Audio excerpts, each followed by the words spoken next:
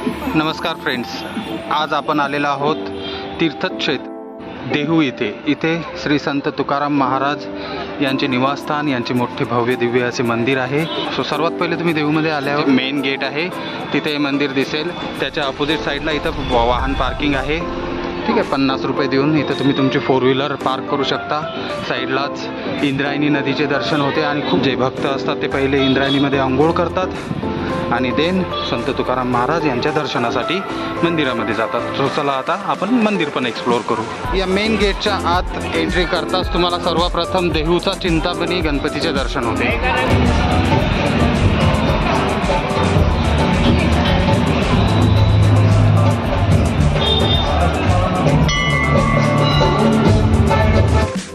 हे आपण थोड्या समोर आल्यानंतर आता आपण महाद्वाराजवळ आलेलो आहोत. जगद्गुरू श्री संत तुकाराम महाराज संस्थान देहू क्षेत्र. ओके, हे बघा आजूबाजूनं तुम्हाला सर्व मिळेल. चप्पल सेवार्थ स्टँड पण आहे इथे. इंद्रायणी नदीचा घाट या साईडने. हे आतमध्ये आल्यावर आपल्याला दर्शनाकडे जाण्याचा मार्ग आहे. तिकडे भक्तांची लाईन लागलेली आहे. सर्वप्रथम आपण श्री गणेशाच्या दर्शनाने सुरुवात करूया. सो आपण गणेश मंदिराचं दर्शन घेऊन, हनुमानजीचे दर्शन घेऊन दर्शनाच्या बारीमध्ये लागलेलो.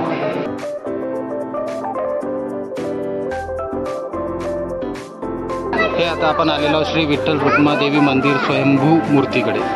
सो श्री संत तुकाराम महाराजांचे दर्शन घ्यायच्या अगोदर आपल्याला विठू माऊलीचे पण दर्शन घ्यायचे इथं संधी मिळते. हे दर्शन घेऊन आपण इथनं बाहेर येतो. देन इथं ही जी तुम्हाला आता लाईन दिसते ही महाप्रसादाची लाईन लागलेली आहे. ओके, खूप गर्दी असली की हे इथं अरेंजमेंट आहे, म्हणजे लंबी लाईन ॲडजस्ट करण्यासाठी. छान असे नक्षीकाम आहे मंदिरावर, जुन्या काळातील मंदिर. जगद्गुरू श्री संत तुकाराम महाराज मंदिर, शिळा मंदिर.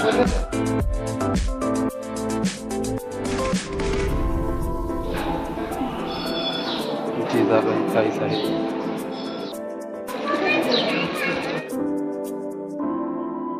श्री संत तुकाराम महाराज यांची जगातील सर्वात मोठी पगडी.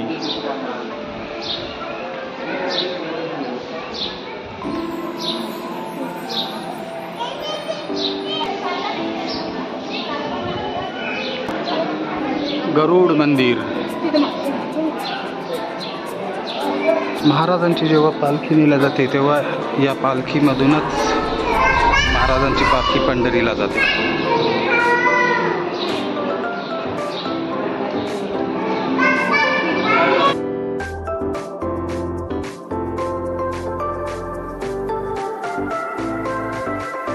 की महाराजांनी स्वतः त्यांच्या हातांनी लिहिलेले अभंग.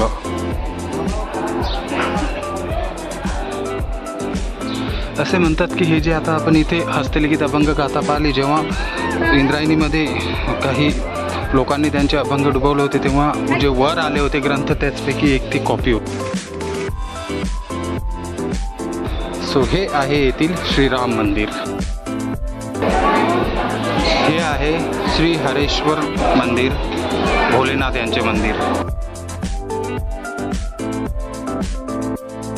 हे आहे तुकाराम महाराजांचे जन्मस्थान. जन्म 1608, त्यांचे निधन झालेले होते 1649 मध्ये.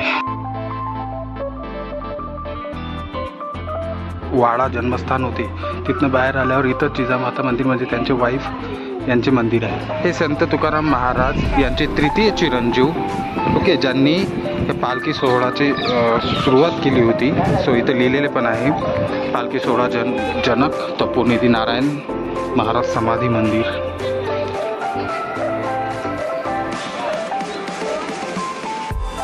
हे आता इकडनं आपण मेन मंदिराचं दर्शन घेताना एक्झॅक्ट अपोजिट साईडनं इथनं महाराजांनी वैकुंठ गमन केले होते.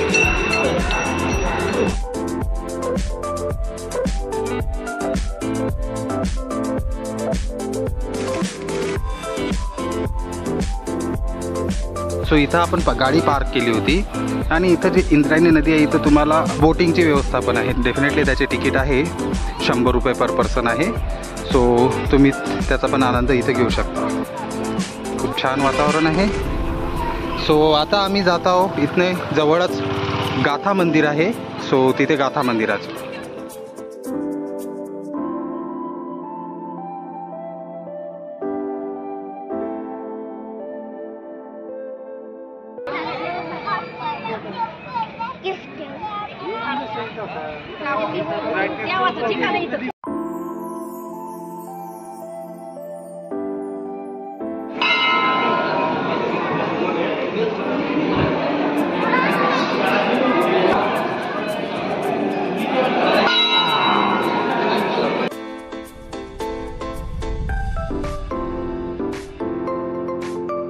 धन्य तुकोबा समर्थ जने लेखा पुरुषार्थ जडी दगडा सहित वहिया तारी लय्य शैला लाह्या म्हणे रामेश्वर भट्ट दित्वा तुका विष्णू नाही तुझा.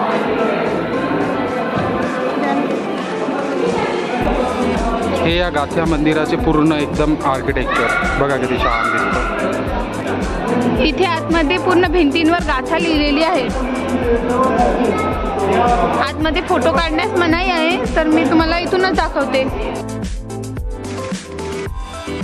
हे बघा किती छान आहे. आणि महाराजांच्या जेवढ्या पण गाथा आहेत तेवढ्या सगळ्या गाथा या मंदिरात यांनी मेन्शन केलेल्या आहेत. सगळं पूर्ण गाथा मंदिरामध्ये बघा हे तुम्हाला दिसतील एकदम बारीक बारीक पूर्ण ओळख. आपण बाहेर आल्यानंतर थोडंसं समोर आलं की इकडे आपल्याला रायनी नदीचा किनारा मिळतो.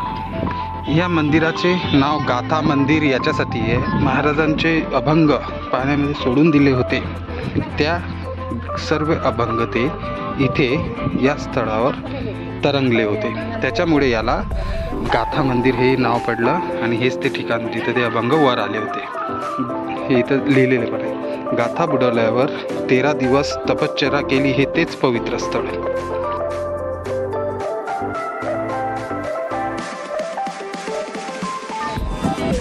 इथं बघा नदीतनं पाणी काढायचं आणि महादेवाला इथं अर्पण करायचं. किती छान व्यवस्था आहे.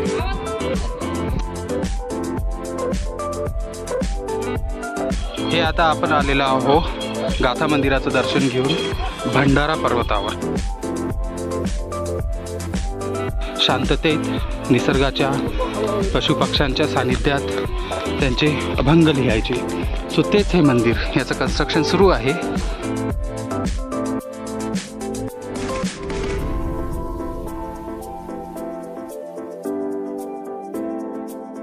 नवीन मंदिराचे काम सुरू आहे, बारीक नक्षी काम वगैरे, आणि छान मंदिर बनवत आहेत.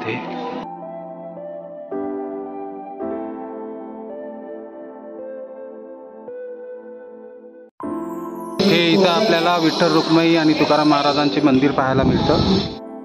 इथं भक्तांसाठी राहण्याची उत्तम व्यवस्था, आणि इथे हे मॉल्स आहेत, म्हणजे इथं 100 रुपयापासून मॅक्झिमम 300 रुपयापर्यंत खूप साऱ्या वस्तू तुम्हाला घ्यायला मिळतील. लेडीजसाठी कुठं पण जास्तच राहतं. ओके, थोडंसं स्नॅक्ससाठी वगैरे पण मिळेल. सो आजची ही आपली देहू यात्रा इथंच संपवतो आहोत आम्ही. आय होप तुम्हाला आमची केलेली मेहनत आणि हे देहू दर्शन आवडलं असणार. आवडल्यास प्लीज आमच्या चॅनलला लाईक, शेअर आणि सबस्क्राईब करा.